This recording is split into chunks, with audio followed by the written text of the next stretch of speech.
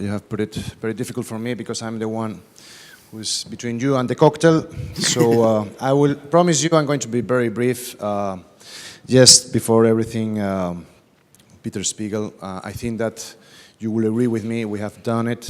The duty of this foundation, what President Martins and myself, we thought 5 years ago, was to have these kind of moments where prime ministers, not in the top floor, but here, horizontally, are sitting together with journalists, with think tanks, with people from the civil society, from the business, to share ideas. This is the principle that we always wanted for the EPP. This is possible, thank you, for the organization, for the SUEM and Toivo, and CES, Tommy Hutanen, thank you, and all the staff that you have done a wonderful work. Also, thank you for the sponsors who made also this possible, AT&T, Disney Corporation, and UPS. Thank you for all of you for your confidence. Well, I think that if I can make a little synthesis, I would say that we have some bad news. Bad news for those who bet against the euro and against the European Union. Financially, my message is you are going to lose a whole lot of money. Politically, I think you're wrong. We are going to be there. All those who have faith, who have worked for this, many people here sitting here, many more years than me, who have fought for this project. We are here to maintain the project and even to renew it and to have a new horizon for all of us in this European Union. I wanted to quote Prime Minister Katainen, who yesterday said, if we don't believe ourselves, who will? So we do have to believe in ourselves and also in the power of the silent majority of moderate Europeans, which are the ones that are waiting from us and expecting from us the solutions. Some ideas that I took during these 2 days, just a few, very few ones that I liked, that the EPP will have to integrate in its program, that we will have to focus on that and to debate. It's about Europe is collaboration, solidarity and integration, but with national responsibility. Energy, yes, to the single market, energy market. Youth employment is not about, gentlemen, about one summit. It has to be for all of us about many days to fight to change this youth employment problem. It's about education, it's about many other things. Here in Finland there is a wonderful experience. An example, I just said, yesterday said to the Prime Minister Katainen, that could be an example for many of us in the education, how you have connected education with entrepreneurship and initiatives. Globalization, united and confident, we will overcome. We cannot have fear. And also united, all of us Europeans, to face this. Banks, banking union, I think that most of us, if not everybody, we agree on that. We are encouraging you to have results in the next council. And banks, they have to go back to their initial function, which is to support the real economy. And I think that we all agree.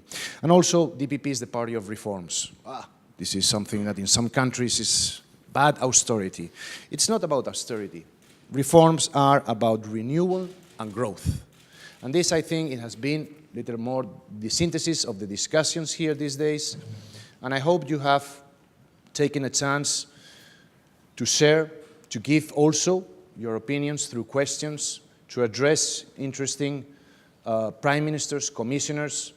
Here we have shared with 4 stories of success, past, present, and future. Past and present, Finland, Latvia, Ireland, and future, Antonis, because you, like a good Greek, you are guiding the ship through this perfect storm that you spoke about. And it will come out of this perfect storm in the next future, and we all together, for those also who betted against that, Greece is with us, will stay, and we will be all united in this Europe and in this euro. So, I wanted to ask you also for an applause. Before that, I wanted to tell you a little anecdote about applause in Europe and how diverse we are, but at the same time so close. Remember when I was just elected as Secretary General of the EPP, I made a little tour de force in some European capitals and I went to some political gatherings. I remember my first stop was France, and I made a political speech. And I was very energetical. I made my Spanish passionate speech. And I had like a little cold applause. So I asked afterwards, and someone who became later on Prime Minister of France told me, a very known politician, said, Antonio, don't worry. It's just, first of all, you are not French. Second, you try to speak French. And third, usually good speeches are left in France, in the table with a good wine and baguettes, not here in this political gathering. So, okay, well, next day I go to Rome, and learning from this first experience, I made a very humble speech. I tried to be content myself, and suddenly I received fantastic applause. Everybody was shouting. I said, I don't understand. So I got down, and someone who became and who has been Prime Minister told me, no, Antonio, don't worry, in this city, whatever you say, they will applaud you, like it was the end of the world. Oh, sure. And the next day, I came to Helsinki.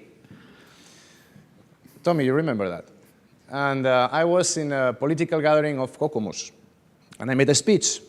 And I came back to my Spanish energetical speech. And I was encouraging Kokomus at that time. And we were previous for some elections there. And I remember I obtained a very humble applause afterwards. And I said, wow. I came down depressed. And I said, Tommy, I have not arrived to them. I'm sorry, I failed you, And he said, no, they are enthusiastic about you. They are giving you a warm, honest, Finnish applause. So, I'm asking all of you a warm, honest, Finnish applause to the speakers and to everybody who has contributed to this. Thank you very much.